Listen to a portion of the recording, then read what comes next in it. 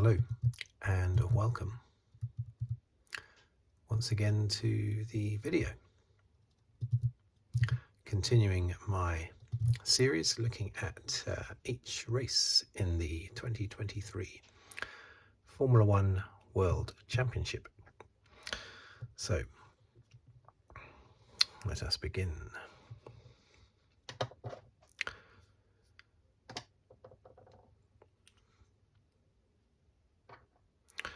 This most recent race was, of course, in Saudi Arabia.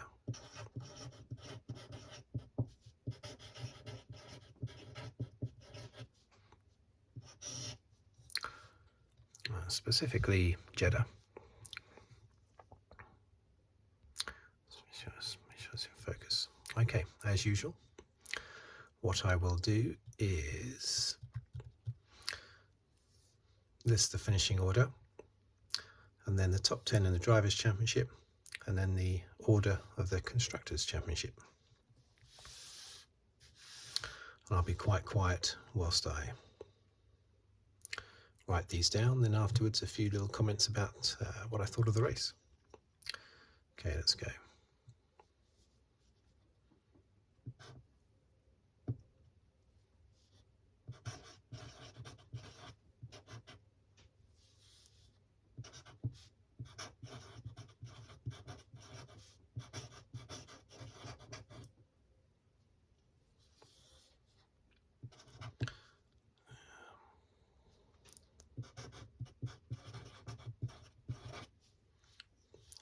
Alonso,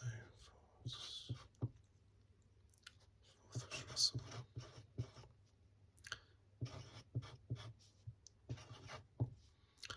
Fifth,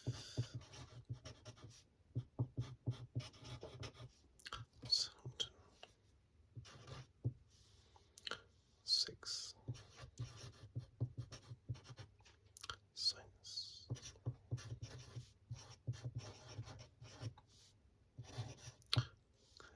Ocon.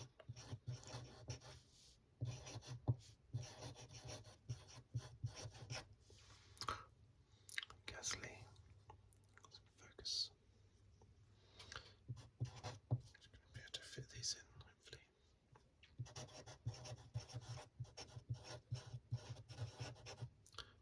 Magnus.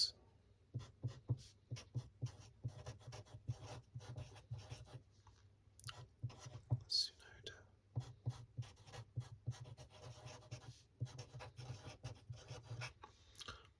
Hulkenberg.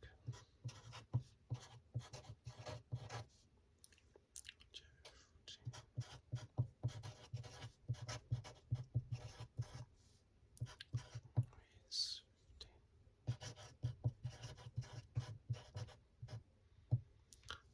Piastri.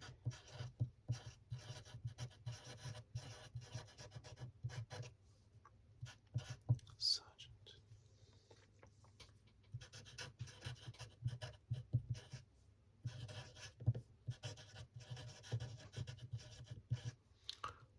Norris and Bottas. We had Albon and of course Stroll. Okay, so let's do the championship positions, the top 10.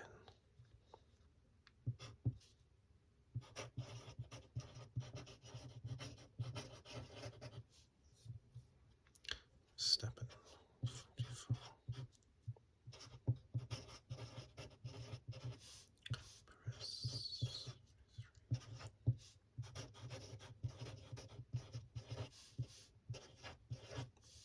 Alonso, 30.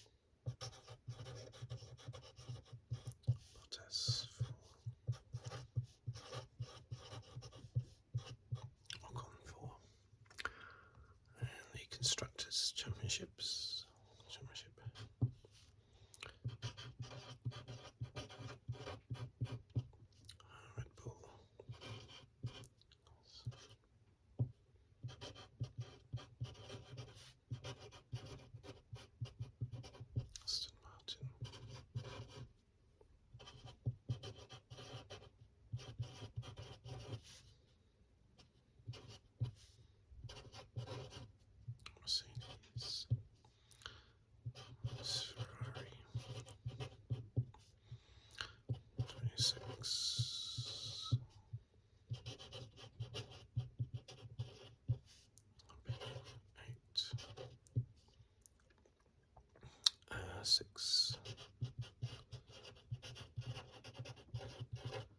Alfa Romeo 4.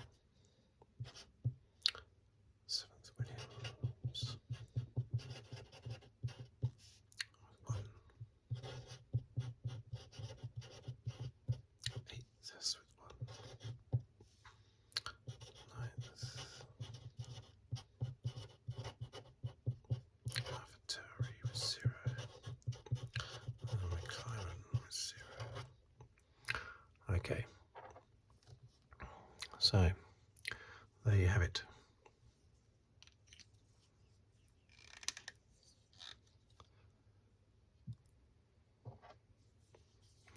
So, what did we think of that race? Start at the top, Perez.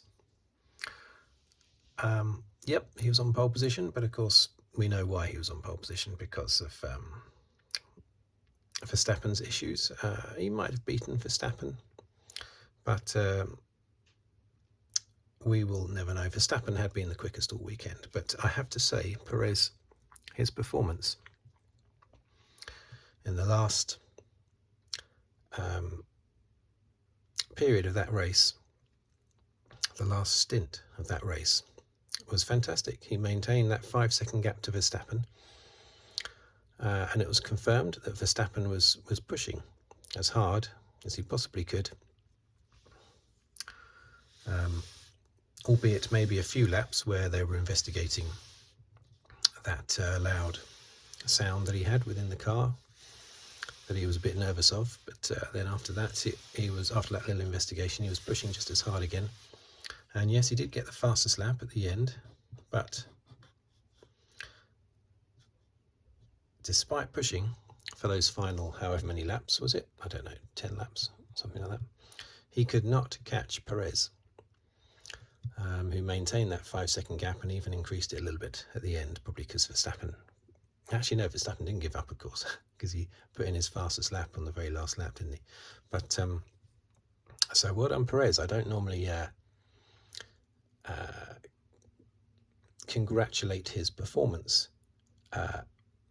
against Verstappen, but I have to say today that was very good. We didn't really know how he was matching up against Verstappen until the final stint, because Perez leading the race with Verstappen out of position doesn't really mean a lot with the Red Bull being so good, but managing to hold off Verstappen like that, keep not just holding him off but maintaining a gap, sizable gap, was very impressive. And the big compliment that Verstappen has given Perez is that Verstappen was super grumpy after the race, thinking that he's lost out on points due to the problem he had in qualifying. Now, if he felt completely comfortable about crushing Perez this year, he would just congratulate Perez and say, "Oh, well done, mate. You know, this is your one race win of the year. Enjoy it." But for Verstappen to be so riled, it tends to suggest that he thinks he's really in an equal championship battle this year, which I don't think he is. I still think Verstappen will run away with it. But Verstappen himself, judging by his comments after the race, seems to think that he is in a real ding-dong battle with Perez. And maybe he thinks that because he couldn't close that gap at the end. Maybe that's got him worried. And so with just a 1-point gap between Verstappen and Perez, maybe he's thinking the similar sort of way that Hamilton was thinking in his time with Rosberg, where any little bit of reliability that Hamilton had, he did certainly had more unreliability than Rosberg during their time together. And whenever he had any unreliability, he was always stressed out about it, because he knew that Rosberg was going to be a serious title contender in whatever year it was. And that seems to be how Verstappen is now. So if I was Perez, I'd be really pleased with those comments from Verstappen. Grumpy Verstappen. I also think it's a bit unfair. The team have produced such a fantastic car, and he's publicly kicking off about basically the team making mistakes, but because he had a drive shaft issue, was it? So I think during qualifying. But to be publicly, after the race, to be publicly criticising like that the team, I think is out of order, especially with what a fantastic car the team have produced as well. Alonso had that penalty, didn't he, at the start, as he accepts he was too far to the left. It's incredible where they can see, how they can see where they're going anyway in those cars so low down. But yeah, no complaints with that first penalty. But just like Ocon in the first race in Bahrain, they then mess up the penalty by touching the car during the pit stop when the penalty was served. Of course, the penalty was reversed, and Alonso had the position back. I think it was reversed because the FIA have decided that simply touching the car is okay. So whereas I think with Ocon in Bahrain, the guy with the spanner wasn't just touching the car, he had actually started to unscrew something on the front wing, I think it was, wasn't it? They were going to replace the front wing, I think, on Ocon's car, and they started to unscrew it during the 5 seconds, during the 5 second penalty. Here it was literally just touching. They hadn't lifted the car. It was the jack was underneath the rear of the car but hadn't lifted the car yet, and I think that's why the penalty was reversed. But I think it's ridiculous, as Alonso said after the race. Why did they have to wait 35 laps after that pit stop and after the podium celebrations before they then imposed the 10-second penalty, knocking him off the podium? But at least with it being reversed, at least the people on the podium are the correct 1, 2, 3 after the dust has settled. But yeah, a bit of a mess by the FIA, that was. I think poor old Stroll, retirement. What a fantastic move he did on, I think it was on Sainz, wasn't it? Around the outside of Sainz at the beginning of the race. It's fantastic. I think that put him up to, was it 5th or 6th or something, Stroll. Great performance. So who knows what Stroll might have done throughout the race, because that really was an excellent performance. An excellent overtaking manoeuvre by Stroll. The McLarens, let's just mention them. Look at that, dearie me. Norris and Piastri, right at the start, Norris had it was Piastri, wasn't it, had contact with Gasly. That damaged Piastri's front wing, and bits of Piastri's front wing then flew into Norris's car and damaged his front wing. So both the McLarens were effectively taken out of the running. Not that they would necessarily have done much in the race, although Piastri was fantastic in qualifying. Did he qualify 9th and was then raised to 8th, or with Leclerc going down, or was it 8th and then raised to 7th when Leclerc went down, when he had his penalty? I'm not sure. Anyway, a top 10 qualifying for Piastri. Fantastic. And only his second race weekend, but we're expecting marvellous things from Piastri anyway. He's gone into Formula One with the same hype that Leclerc went into Formula One, and Hamilton. And that is, mind you, so did Stoffel van Dorn. He went into F1 with a lot of hype behind him. So it doesn't always necessarily work what you've done in previous championships. But Piastri, having won, I think, was it 3 championships on the trot, going into F1, basically, he has won. So we're expecting big things from Piastri. I just hope that the McLaren can improve and get better for him. Russell and Hamilton, great job by Russell holding off Hamilton when Russell was on hard tyres, Hamilton was on mediums. However, they did say after the race that they were holding Hamilton back in order to in order to preserve his medium tyres, and his medium tyres were actually in a good state at the end of the race, so they didn't have to hold him back. The team didn't have to hold him back as much as they did. So maybe they could have released him and he could have attacked Russell and got past Russell. Who knows? But anyway, very even performance between the two, as ever. And they're very close in the championship. Russell was ahead for about 3 hours when Alonso got his 10-second penalty. But yeah, Hamilton is managing. All of last season, Hamilton pretty much stayed in 6th place. I think pretty much the whole season, right to the end. At least he's won better this year in 5th at the moment. Level on points with Sainz, but of course Sainz has had a 4th place. That's why it's higher. But Ferrari, what's going wrong with Ferrari? I say what's going wrong with them. Leclerc was 2nd on the grid. So I still think Leclerc is the best of the rest, basically. I thought Leclerc would probably finish 2nd in this year's championship to Verstappen again.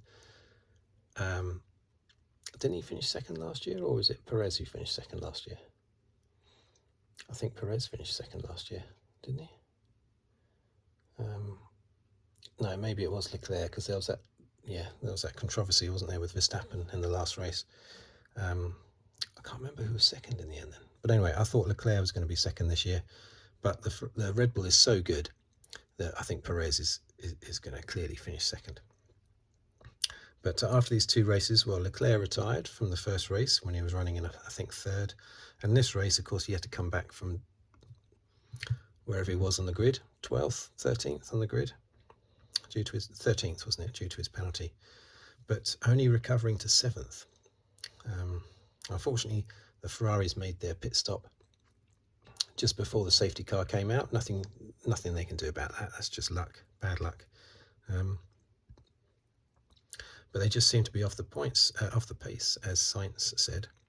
He reckons the Ferrari was the 4th quickest car, so he's saying basically the Mercedes was quicker today. I don't like it though when they always say that a car is slower or a car is faster. Why can it never be that a driver is slower or a driver is faster? The way the drivers talk is as if all the drivers are exactly the same caliber, like they're all robots and they all perform exactly the same degree, and any difference is just down to the car. I mean, Russell and Hamilton being ahead of Sainz and Leclerc could simply have been that the drivers were better during this race. But nope, Sainz is convinced that the Mercedes is was slightly faster than the Ferrari, not that the drivers were. Ocon and Gasly, well, it's not where Alpine want to be, but at least they scored a few points. Magnussen, 1 point for Haas. I mean, it's a lot worse than what they were doing this time last year, but it's just the way it is. But a good move by Magnussen on Tsunoda at the end to take 10th place. Hülkenberg, not much further behind, but a bit out of it. Joe, yeah, Bottas. What happened to Bottas in the end? I mean, he finished last in the end of the finishers. I'm not sure why. Can't remember why, but Joe, yeah, well, he's nothing really exciting going on there. Same with De Vries. Piastri, he had a ding-dong battle with Norris and Sargent at the end. They were really scrapping right to the line, and Piastri got past Norris without much of a fight from Norris. And then I think Piastri got past Sargent on the line. Sargent has impressed, just like Piastri. Sargent has impressed at the start of this year, very much so. He could have been in 2nd qualifying had he not had a time taken off him, I think, for track limits. Otherwise he would have been in Q2. So I think Sargent is performing very well. Piastri is performing very well. De Vries, we haven't really seen much of him to judge. Not from my perspective anyway, but Piastri and Sargent, and I know that De Vries isn't officially a rookie anyway, but Sargent and Piastri have done really well. So there you have it. So with the championship, Alonso, look at that, solid 30 points. That's fantastic. I have historically not been a fan of Alonso personality-wise, because I feel that he throws his toys out of the pram if the team aren't completely supporting him. But I still want him to do well this year. I still think it's great to see, and he's such an aggressive and tenacious and hard fighter, that you want to see people like that. You don't want to see people that just sort of give up halfway through a race. He never gives up.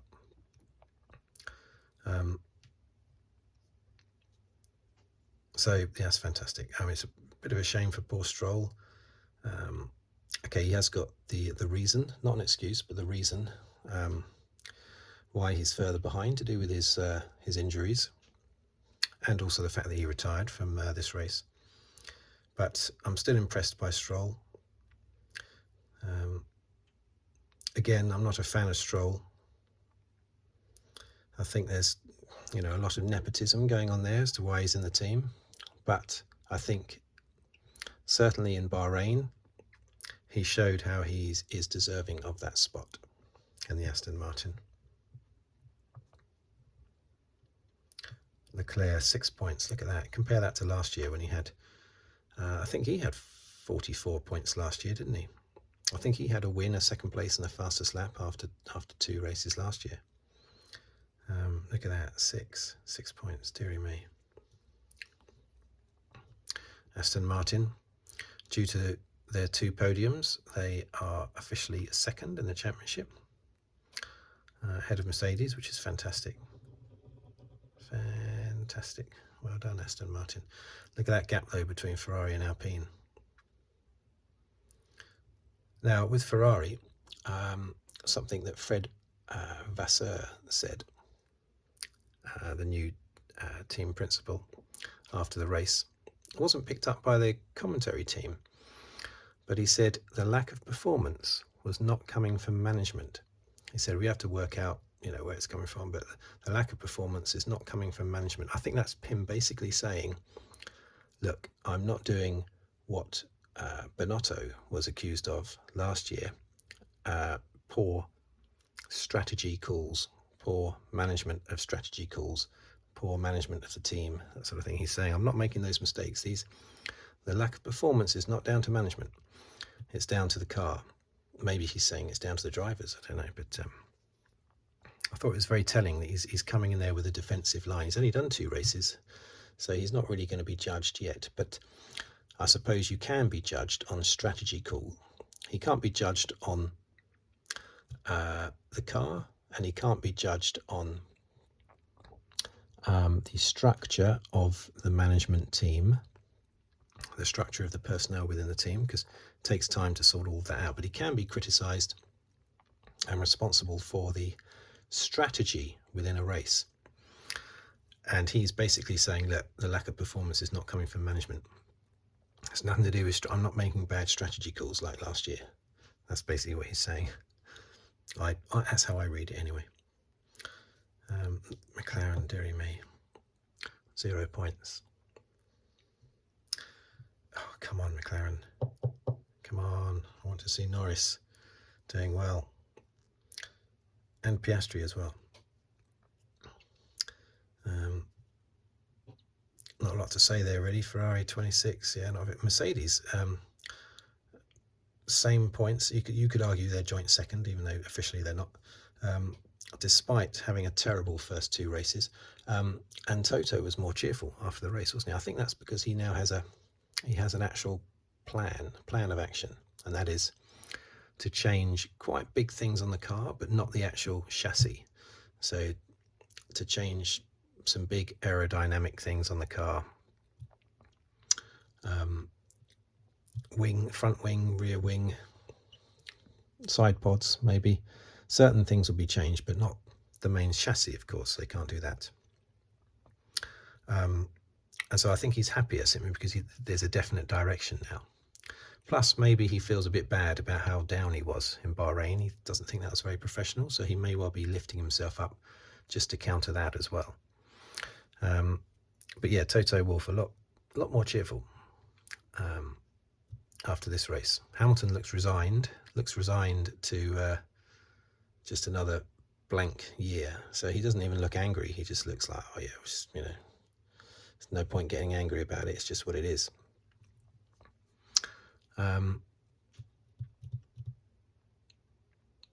What else was there that happened today? Oh yeah, Hamilton actually benefited from the safety car. Now he normally does not. He's normally one of the few drivers in a race that doesn't benefit from a safety car whenever a safety car happens. But he did, because he had been on hard tyres on the first stint, so he was able to get rid of those hard tyres, and then the gap closed up nicely with the safety car.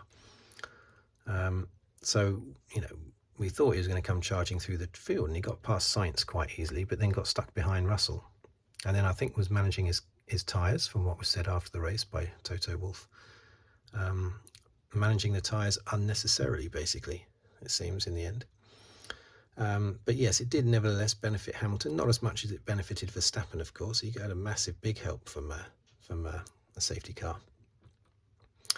But yeah, it's nice to see Hamilton benefiting, because normally he does not benefit from safety cars.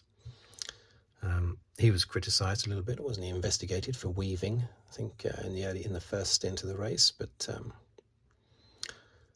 was he weaving? Was he not weaving? I think he was far enough. Hamilton, this is. I think he was far enough ahead of the cars behind to not be classed as officially weaving. But the steward said that he was weaving and gave him a little warning.